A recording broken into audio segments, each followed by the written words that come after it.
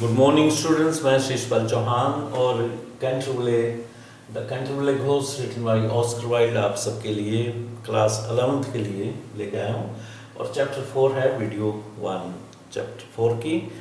और ये Oscar Wilde हैं। इनका जन्म हुआ था अक्टूबर 16, 1854 को और इनका देहांत नवंबर 30, 1900 को हुआ था। आयरलैंड में इनका जन्म हुआ। और सबसे पहले हम नावल के बारे में आपको एक इमेज ग्लिम्स झलक दे देते हैं कि नावल में क्या था, क्या टोटल कुल मिला के क्या घटनाएं घटी, उसके बारे में बता रहा हूँ।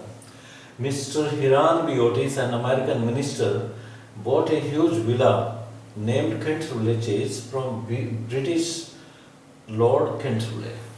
मिस्टर हिरान बी ओटिस ने, जो कि अमेरिकन प्रीस्ट थे, प्रीस्ट मिनिस्टर भी बोलते हैं, तो इनका रैंक होता है प्रीस्ट का। तो उन्होंने कैंटरविले चेज नामक घर एक ब्रिटिश लॉर्ड कैंटरविले से लिया।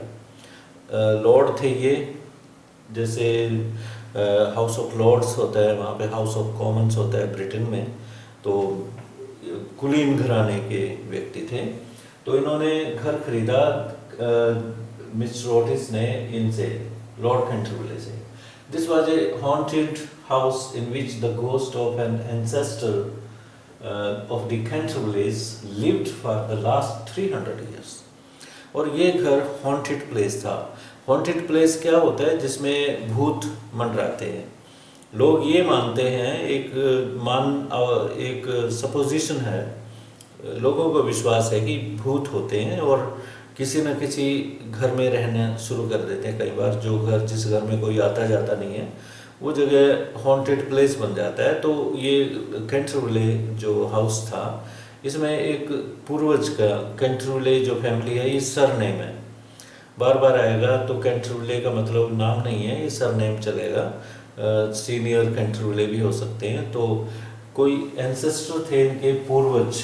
एंसेस्टर कौन होते हैं? पूर्वज, फोरफादर्स, दादा परदादा ऐसे होते हैं। Forefather, a person in your family who lived a long time ago of the Canterville, 300 years पहले की बात है, 300 वर्ष पहले की बात है। तो एक पूर्वज की आत्मा वहाँ मंडराती थी, उनके कार्यों की वजह से मुक्ति नहीं हो पाई थी। जो मौत की देवता है, उन्होंने अपने द्वार नहीं खोले थे इनके लिए, एंट्री के लिए। तो इसमें ये स्टोरी चलती है। और as the Otis family shifted in the house, the ghost started terrifying the members of the family. और जैसे ही वो परिवार आता है, नया परिवार, उसमें अब कैंटरविले कोई नहीं रहता वहाँ पे। तो जब वो खरीदा गया घर, अमेरिकन प्रीस्ट ने जब खरीदा, तो लॉर्ड कैंटरविले ने सारी बातें क्लियर कर दी थी कि लोग ये कहते हैं कि ये हॉन्टेड प्लेस है, और वो ये भी कहते हैं कि हमारे फैमिली मेंबर्स ने भी भूत को वहाँ मंडराते हुए देखा। जो सर्वेंट्स हैं, मेड सर्वेंट्स हैं, वो भी जानते हैं। तो अमेरिकन प्रीस्ट बिल्कुल भी कहता है कि अंधविश्वासों में मेरा विश्वास नहीं है, और वो कीमत लगा देता है, बल्कि घोस्ट को भी खरीद लेता है एक किस्म से। तो कोई भूत जब आया तो उसने टेरिफाई करना शुरू कर दिया परिवार को, ये जो अमेरिकन ओटिस फैमिली को डराना, रात को, क्योंकि रूटीन था भूत का ये, रात को घूमना, उसमें कॉरिडोर्स में घूमना, डिफरेंट रोल्स में आना, भयानक से भयानक, कि लोगों को डराऊंगा जो भी उसमें रह रहे हैं। तो अपनी प्रेजेंस दिखाने के लिए कि मैं भी यहाँ रहता हूँ और मालिक हूँ इस मकान का, तो ये शो करना चाहता था भूत। परंतु कोई डरता नहीं है, क्योंकि अंधविश्वास उनमें नहीं है। और एंड द ट्विंस, और तो ये जुड़वा बच्चे हैं मिस्टर ओटिस के, तो ये तो बिल्कुल नहीं डरते। ये तो टीज करते हैं घोस्ट को, तंग करते हैं, तरह तरह की तरकीबें निकालते हैं उसको तंग करने के लिए। Who feels bad at the behaviour of Otis family. और ये जो भूत है, सर साइमन का भूत है, ये सर साइमन कोई पूर्वज हुए इनके, तो ये दुखी है, गुस्से में भी है, दुखी भी है इस परिवार से, और सोचता है कि ये परिवार मेरी बेइज्जती करता है, मुझे मानता नहीं है कि मैं कोई हूँ, भूत हूँ। और मुझे ह्यूमन बीइंग के रूप में देखते हैं। तो ये काफ़ी अफसोस है भूत को। आखिर में क्या होता है, with the help of Virginia the daughter of Mrs and Miss Otis, the ghost gets liberty from the punishment he had received from the angel of death. और जो सज़ा उसे मिली थी एंजल ऑफ डेथ से, उसके कार्यों की वजह से, बुरे कार्यों की वजह से, उसे मुक्ति को दिलाने में किसकी सहायता होती है? लड़की की। ये वर्जीनिया है, ये इसने हेल्प की उसकी। लड़की है मिसेस एंड मिस्टर ओटिस की। और अब हम इस फोर्थ चैप्टर के फोर्थ चैप्टर में चलते हैं, पहली वीडियो है। Now let's recall what had happened in the third chapter. इससे पहले लिंक बनाने के लिए थर्ड चैप्टर के साथ हम देखना चाहेंगे कि क्या घटित हुआ था। You know that the Canterbury ghost could not execute his plans to frighten the Otis family. Otis family को वो डराना चाहता था, अपनी योजनाएं बनाई थी कि आज तो डरा के हटूंगा, परंतु वो डरा नहीं पाता। उसकी योजनाएं सारी फेल हो जाती हैं भूत की। तो his plans to frighten the Otis family execute होता है कैरी आउट करना, परफॉर्म करना। अपनी योजनाओं को कैरी आउट नहीं कर पाया। और the Otis family to register his presence, मतलब अपनी प्रेजेंस को शो करने के लिए, डराने के लिए। बट ही फेल मिसरेबली, बुरी तरह से वो फेल हो जाता है। और आगे the ghost was annoyed at the way he was dishonoured in the house by the twins and Miss Otis. Miss Otis के द्वारा और ट्विन्स के द्वारा किस तरह से उसे बेइज्जती महसूस हुई है, उन्होंने तंग किया उसे, इस पे गुस्सा था। तो मिस्टर ओटिस यहाँ पे आप देख रहे हैं पिक्चर में, ये लुब्रिकेंट है दे रहे हैं, जो जंजीरें पहनी हुई हैं भूत ने। जंजीरों में ही डेथ हुई थी, इसलिए अब भी स्केलेटन में जंजीरें हैं, चेन्स हैं। तो ये चेन्स को जंग लगा हुआ है पूरा। जब ये घोस्ट कॉरिडोर में चलता है तो आगे ये बताता है कि ये उसका ये एग्जिस्टेंस के लिए उसे करना ही है, ये तो उसको करना ही है। चेन्स को दे दे के मारता है फर्श पे, आवाज़ क्रिएट करने के लिए। और उनमें जंग लगा हुआ, एक अजीब सी आवाज़ आती है।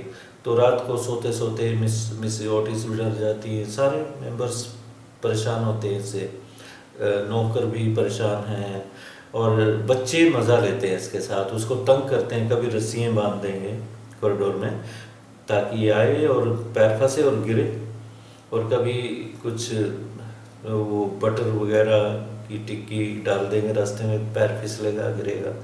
कभी वो नट स्टाइल्स वगैरह डाल देंगे उसमें। तो इस तरह की एक्टिविटीज़ वो करते हैं। ये सोचता है कि मेरी बेइज्जती कर रहे हैं, मुझसे डर नहीं रहे।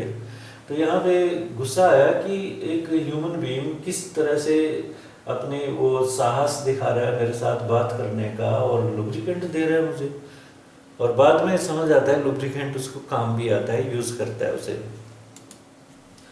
अब fourth chapter opens, we find the ghost very tired and weak. In the previous chapter, he had shown a lot of excitement in making plans and then executing them.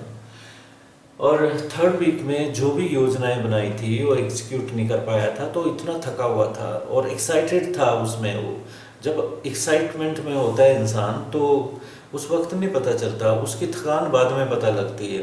जब आप एकदम खो जाते हो किसी चीज़ में, मान लो फंक्शन है, आपको कंपेयरिंग करनी है, आप अनाउंसर हो, या फिर कोई आपने कुछ काम किया है बोलने का या अरेंजमेंट का, तो आप जी जान लगा देते हो पूरे फंक्शन को सक्सेसफुल बनाने के लिए। और फिर बाद में क्या होता है, जब फंक्शन ओवर हो जाता है फिर आपको थकान होती है।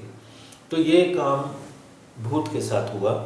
उस दिन रोल्स इसने मेकअप में था, अपने रोल तैयार किए उसने, ड्रेसअप किया डराने के लिए। भयंकर से भयंकर वो रोल लाता था, अपने करैक्टर्स थे उसके, विलेन के ही करैक्टर सेलेक्ट करता था क्योंकि खुद विलेन रहा है।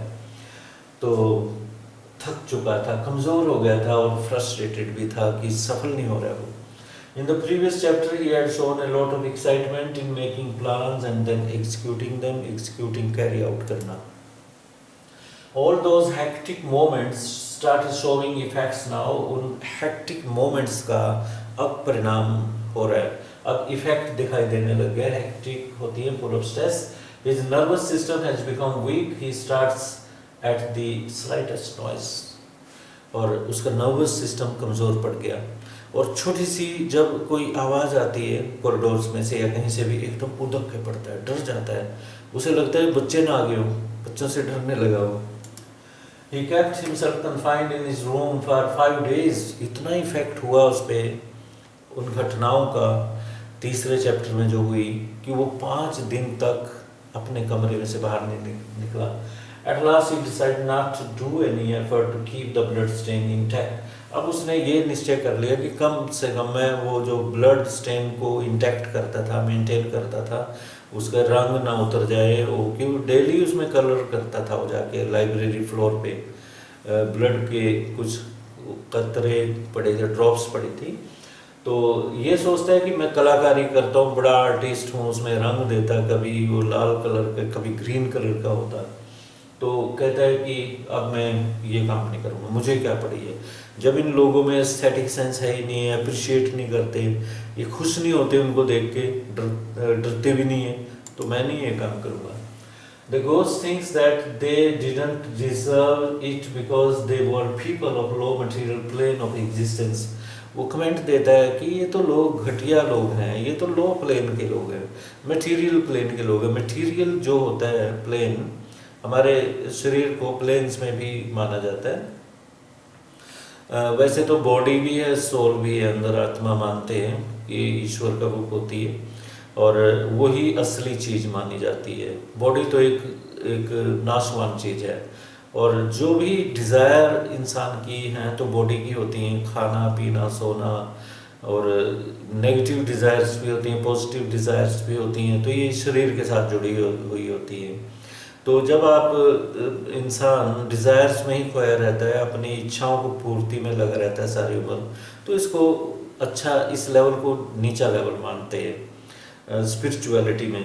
और जब आदमी अच्छे काम करता है, दूसरों की मदद करता है, ह्यूमन वैल्यूज शो करता है, उसमें अच्छी अच्छी बातें होती हैं, भगवान का पाठ करता है, सुनता है, अपने विश्वास करता है, अच्छा चाल चलन है, तो इसको ऊपर के प्लेन में मानते हैं.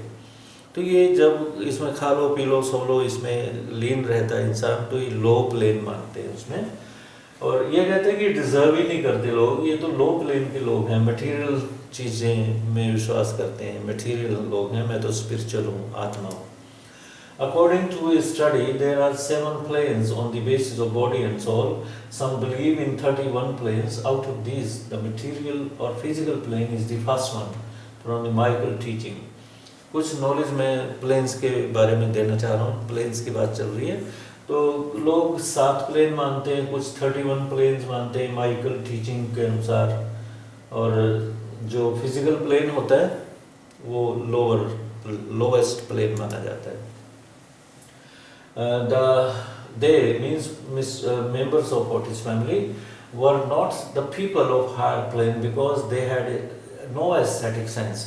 और उनमें एस्थेटिक सेंस भी नहीं है. एस्थेटिक सेंस क्या होती है? एक फैकल्टी होती है माइंड की, जिसमें आप अप्रिशिएट करते हैं लव को, love for beauty and art.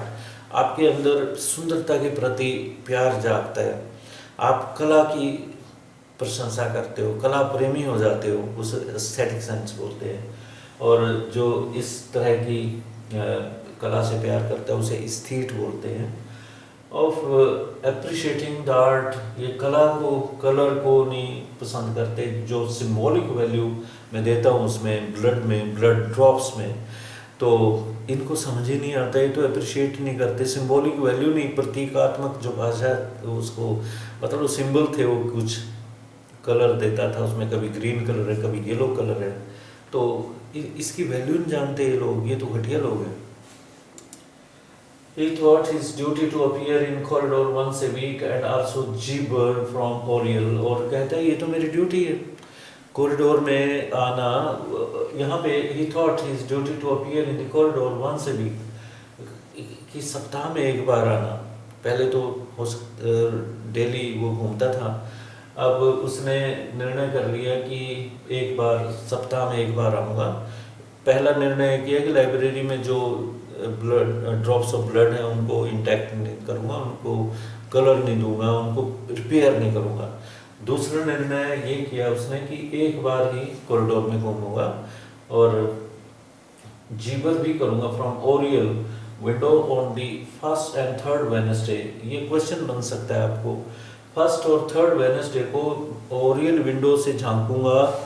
ये ओरियल विंडो क्या होती है, जैसे फर्स्ट फ्लोर है उस पर खिड़की है बड़ी जो बाहर की तरफ खुलती है गली की तरफ, और सेकंड फ्लोर पे भी हो सकती है, तो उसमें से झांकूंगा और बुड़बुड़ाऊंगा ऊंचा ऊंचा, डराने के लिए, मतलब भद्दी सी आवाज़ें निकालूंगा। ये अपनी ये मानता है ड्यूटी है उसकी। अगर ये नहीं करूँगा तो कैसे पता लगेगा कि भूत है वहाँ पे। तो ये अपना वो टाइम टेबल बताता है भूत। For the next 3 Saturdays he travels the corridor. अब समय बीत गया, 1 महीना बीता। जैसे कि 1 महीने, लेखक कहता है कि 1 महीने उस सैटरडे को 3 Saturday, जब 3 Saturday he travels the corridor, जैसे एज यूजुअल, जैसे पहले ही बात ही वो कॉरिडोर में चलता है। ऐसे वजन है चेंज का, ऐसे चलता है रात, मतलब उसमें आवाज़ें भी निकलती हैं और दे के मारता है उसको। Corridor as usual between midnight and, ये टाइम था 0 hours 12 बजे जो होता है रात के, तो 3 बजे का टाइम होता है प्रॉपर अप्रोप्रिएट भूतों के लिए। तो उसमें वो चलता है taking every precaution against being seen और हर्ड। अब डरा हुआ है वो, बच्चों से भी डरता है तो हर प्रिकॉशन लेके चलता है, चौकसी पूरी बरतता है, कोई देख तो नहीं रहा, कोई देख, दबे पाँव चलता है वहाँ पे। और ही वोर his large black velvet clock, उसने काले रंग का वेलवेट क्लॉक पहना हुआ है। क्लॉक क्या होता है, चोगा टाइप होता है। Sleeveless clothing worn in place of coat, coat की जगह पहना जाता है, स्लीवलेस होता है। और and carefully use the rising sun lubricator on his chains. अब उसने, ये कंपनी का नाम है राइजिंग सन लुब्रिकेटर, भी अप्लाई किया चेन्स पे क्योंकि ज़रूरत पड़ी उसको, आवाज़ आती थी अदरवाइज वो डर के चलता है तो सोचता है ये तो काम की चीज़ है, वो भी अप्लाई करता है। He also removed his boots and walked on the old worm-eaten board as lightly as possible so that no noise could be created. Boots भी रिमूव कर लेता है, जूते भी उतार लेता है चलने के लिए। जब वो बोर्ड भी चलता है, worn आउट बोर्ड है कोई लकड़ी का, जैसे प्लाई बोर्ड होते हैं, तो पड़ा होगा कोई पुराना बोर्ड और वाइट एंड्स ने खाया हुआ, दीमक लगी हुई है उस पर, जब चलता था तो चुर चुर की आवाज़ आती होगी, तो वो दबे पाँव निकलता है, मतलब वहाँ पे पूरा कोशिश होता है कि आवाज़ ना आए। One night when the Otis family was having dinner, he slipped into Mr. Otis' bedroom and carried off the bottle.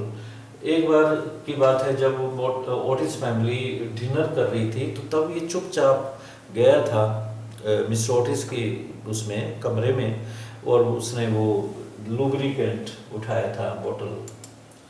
He felt a little humiliated at first. पहले उसने थोड़ा सा शर्माया अपने आप से, ह्यूमिलिएट, बेइज्जती भी महसूस हुई उसे कि जिस लुब्रिकेटर पे वो गुस्सा कर रहा था, जब बोतल दी उसने मिस्टर हिरान बी ओटिस ने, उस वक्त वो बोतल ली नहीं थी, पकड़ी नहीं उसने, और मिस्टर ओटिस वहीं रख के चले गए थे। तब उसने गुस्से में उसको तोड़ दिया था और भागा था वहाँ से।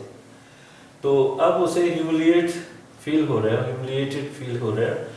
But later on he thought that the invention had much for appreciation. फिर जब बोतल को देखा होगा तो बड़ा खुश हुआ, कह रहे ये तो बड़ी अच्छी इन्वेंशन है, हमारे टाइम में तो थी नहीं ऐसी चीज़ कोई। और it had served his purpose to a certain degree, और कुछ डिग्री तक उसका पर्पस भी हल हुआ उसका। The strings were being stretched across the corridor by the twins, और ट्विंस ने उस समय स्ट्रिंग्स भी लगा दी थी, रस्सियाँ बांध दी थी कॉरिडोर में कि आगे आएगा और उसमें पैर अटकेगा, गिरेगा। एंड विच ही ट्रिप्ड, और उस पर पैर आ गया, उसका उलझ गया पैर।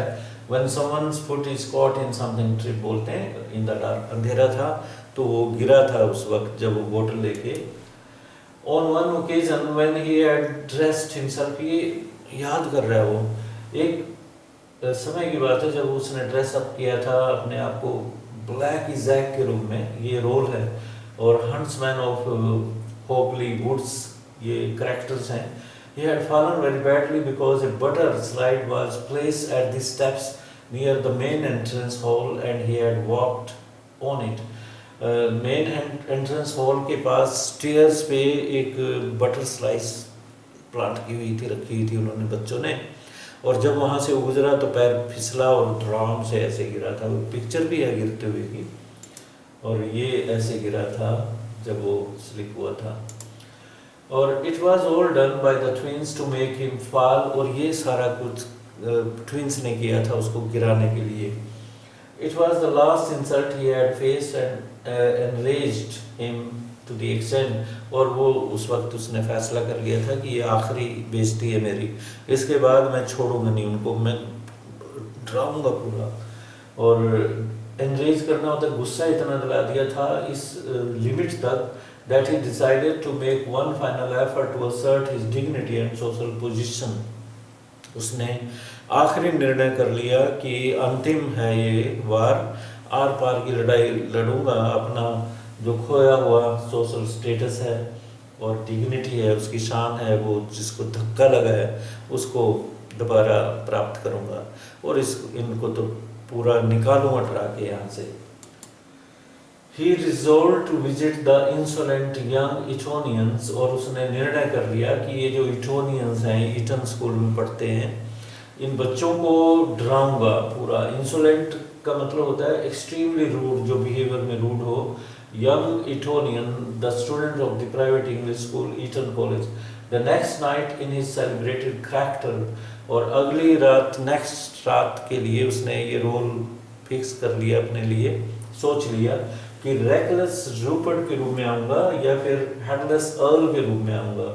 It was the disguise that he had not appeared in for more than 70 years. पूरे 70 साल हो गए थे इस रोल में आए उसे.